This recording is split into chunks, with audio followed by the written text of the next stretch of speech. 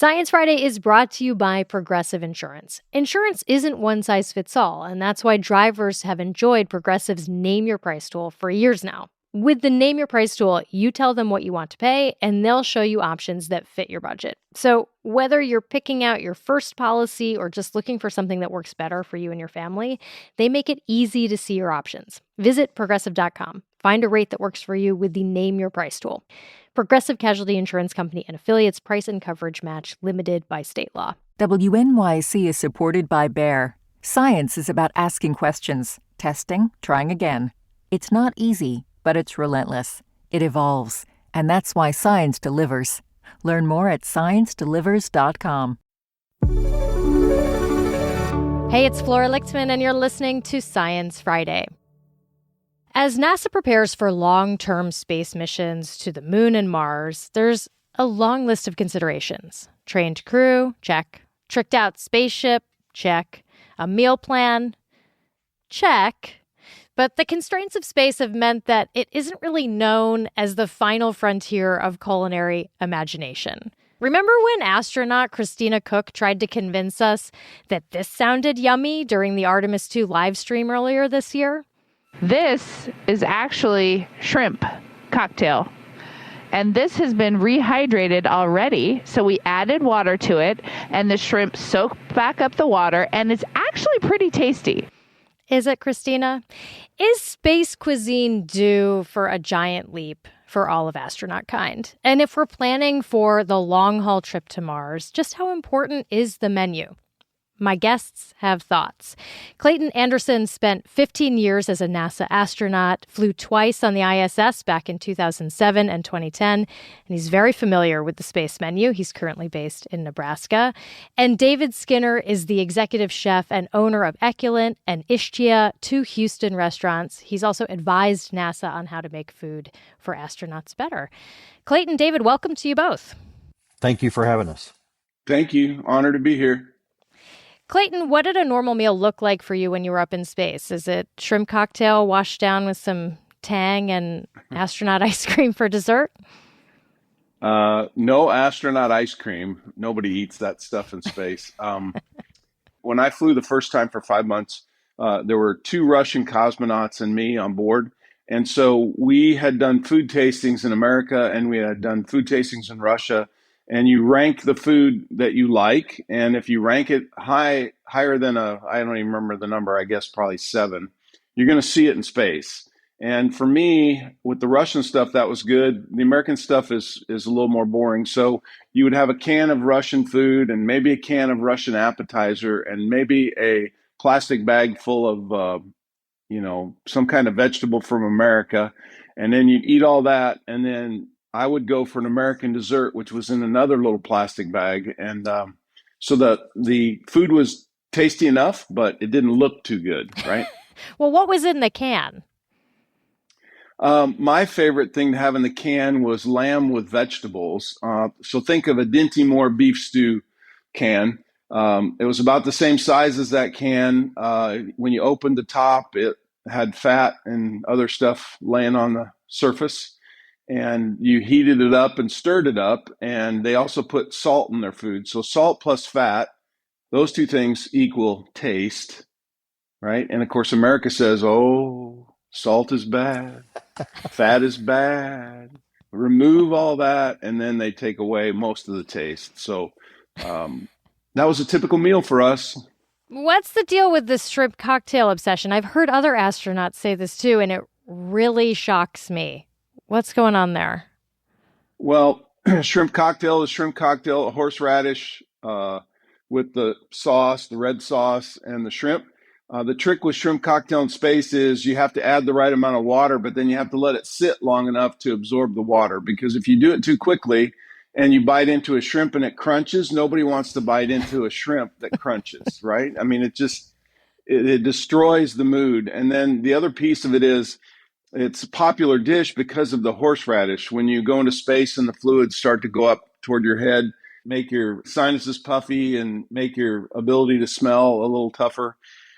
Having something like that shoots through your sinus cavity and gives you that woohoo wasabi type action that's preferred by astronauts. And so if you do the thing the right way and you get the right amount of water and you let it sit long enough, it is very tasty. It is very reminiscent of shrimp cocktail back on Earth. David, as a chef, why do you think astronauts are craving this wasabi kick, this horseradish kick? Well, just like Clay said, when you can't really smell or taste anything very well because, it's like having a head cold, right? It's just not that enjoyable. Matter of fact, it was funny because Clay came to the grand opening of Eculent that we had like 12 years ago. And that was my first question to him was like, what's your favorite thing to eat in space? And he said shrimp cocktail. And I'm like, I can't imagine that. But, I've had astronauts that tell me they've put Dijon mustard on, apple pie just to make it, taste halfway decent. And NASA sends up, literally buckets of condiments because, that's kind of what they're craving is something to make the food taste good. And I know exactly what Clay's talking about in terms of let's get rid of the salt, let's get rid of the fat. When I first met the food scientists over at NASA, basically what they were doing was taking, American food, Stouffer's, whatever, and basically freeze drying it, repackaging it. And their main concern, as you can imagine, is more nutrition, right?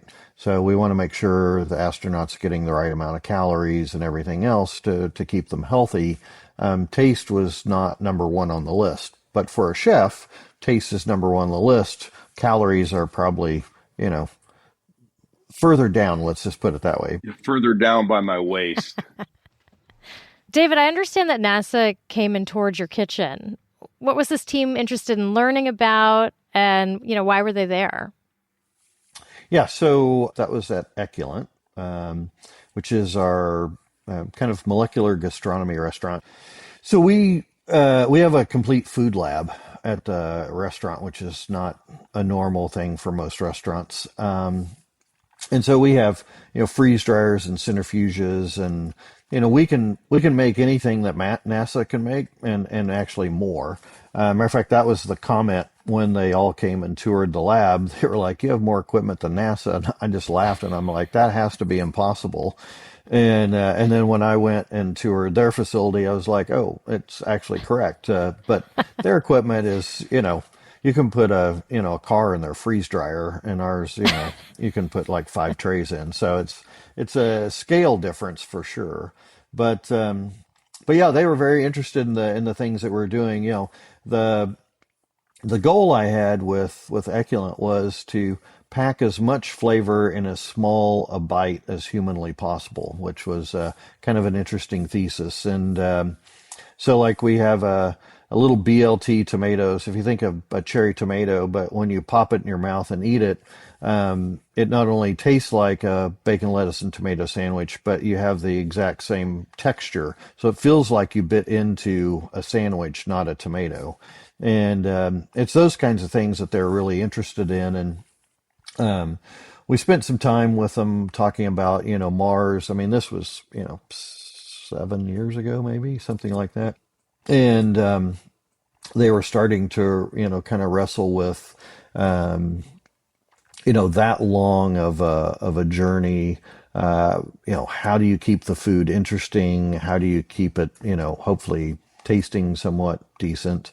And then, of course, weight is a huge issue, right? So at Eculent, what was also kind of interesting is we were able to alter the environment of the restaurant with basically a push of a button. And that was the big thing about Eculent. So we could change the lighting, we would change the smell of the restaurant. The music was all choreographed. So we attacked all your senses at the same time.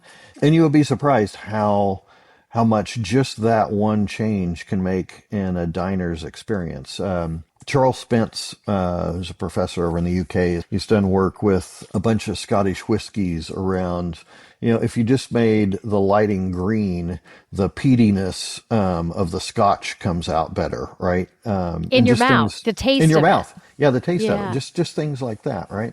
So we knew that there was a good scientific background for all this, but no one had really explored it, and so smell was one of the really important things. Also, one of the hardest for us to figure out, and because if you think about it, I mean, smell's the quickest receptor in terms of bringing back memories for people. Um, you know, uh, Real estate agents know, the trick to selling a house is bake some cookies or an apple pie. People walk in and it smells like home, right? It reminds them of grandma or whatever. And so if you can figure out the right kind of smell to put in the restaurant, at the right time. I worked with a fragrance designer in Los Angeles to help us figure out the smells. I mean, we spent 6 months doing test dinners just trying to figure out what smells would work. Does it come before the dish, during the dish, after the dish? Is it complementary to it, or is it the same smell? You can really kind of play tricks on people and accentuate things. And one of the things I'd talked to NASA about was, you could send up little scent packets that the astronauts would break and, quickly kind of smell it, give them all of the flavor of the dish without adding, a lot of weight, because you're basically sending up air. And that would really change the dynamics of the food, because I think Clay had told me before, the order of importance, when you're in space is kind of like air, water, and then something tasty to eat, right? So That's so fascinating. I have to take a quick break, but when we come back, I want to ask you more about how you might translate what you do in the restaurant to a spaceship. And I want to ask you to dream up the ideal menu for future space travel. Stay with us. Support for Science Friday comes from the William K. Bose Jr. Foundation. Clayton, what do you think about that idea of scent packets? Would you have welcomed that in space? Yes, I think people like David are genius, and there's another guy out there named Chip Davis from Mannheim Steamroller who has an idea for ambient therapy, he calls it, and where he goes and digitally records sounds in various environments, like in a rainforest or on the plateaus of the Utah desert or wherever it may be. So now think about this, right? You got David and you got Chip, and you're on a trip to Mars at 6 to 9 months. What if you're sitting together and you're smelling evergreen trees and a burning fire as you eat one of David's hot dogs with sauerkraut or whatever it is, right? With the human mind and with these guys' genius talent, you can create scenarios that allow people who are stuck with each other in a tin can traveling through space with these amazing experiences. And you don't have to do it every day. We used to work really hard to have a big meal. If a shuttle crew docked to the space station, we all had at least one big meal where the shuttle guys brought their food, the Russian guys brought their food, and we just had a big smorgasbord. Well, these are the kind of experiences that you can do at the end of a week or during a tough time. If you had a scenario where, Lord forbid, someone lost a family member back on Earth while they're traveling to Mars. These are those things that psychologically can be a big, big deal. And people like David, they need to be involved in this stuff. And that's a weakness NASA has. I believe that we haven't pushed for this yet. And we need to push for this kind of stuff. Yeah, we're good at technical and rocket engines and the rocket equation and creating oxygen and having sleep stations and all that. But eventually you got to go up here and you got to hit the mental aspect of this. And you have to hit it in ways that are simple, don't weigh much, and give big impact. So if I can break something and smell evergreen trees or a pepperoni pizza or an apple pie baking, I mean, holy cow. Of course, that would make me want to eat apple pie. So, there are positives and negatives with all that. Clayton, what are the biggest no-nos of space food? Like, I'm thinking crumbs on Earth, very annoying, but maybe up in space actually dangerous? Yeah, I think sometimes we advertise that it's more serious than it really is. Yeah, crumbs can be bad, but if your filter system's good, the crumbs will end up sucked against a vent that you can vacuum them up every Saturday morning, which is what I did. But my wife sent me a bag of caramel corn from the Boy Scouts of America, right? And, I pulled that out and I was so excited.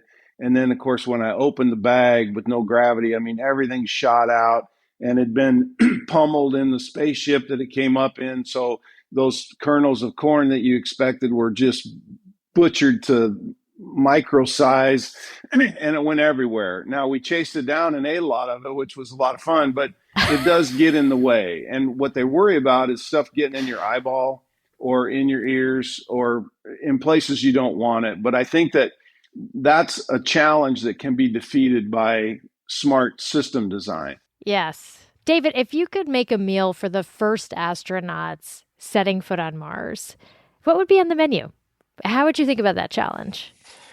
Yeah, so that's a really interesting question. So one of the things that we've been able to do and kind of create that's a huge hit here on Earth, and I think would be really fun in space, is we've developed sort of encapsulation technologies where, like, we serve a bowl of French onion soup that's in a little bonbon. It's in a little sphere, and you pop it in your mouth, and when you break it, you get the entire French onion soup experience in like one bite.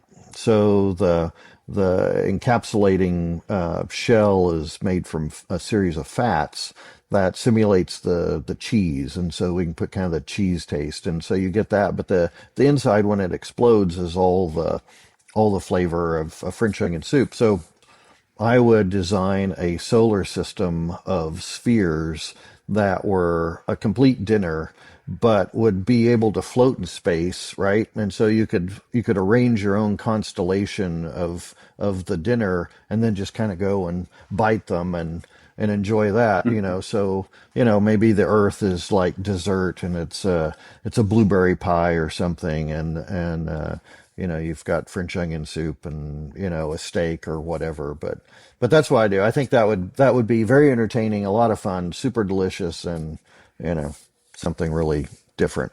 David, that's a beautiful image. Thank you so much. David Skinner, executive chef and owner of Eculent and Ishtia, 2 Houston restaurants. And Clayton Anderson, retired astronaut for NASA. He spent 167 days in space between 2007 and 2010. Thank you for joining us. Thank you. Pleasure. And I've had his French onion soup, and it's delicious. And before we go, we want to hear from you. What's the food you would want to eat on a trip to Mars? What's the food you never get sick of? Tell us about it, how you make it, why you like it, and why it brings you comfort.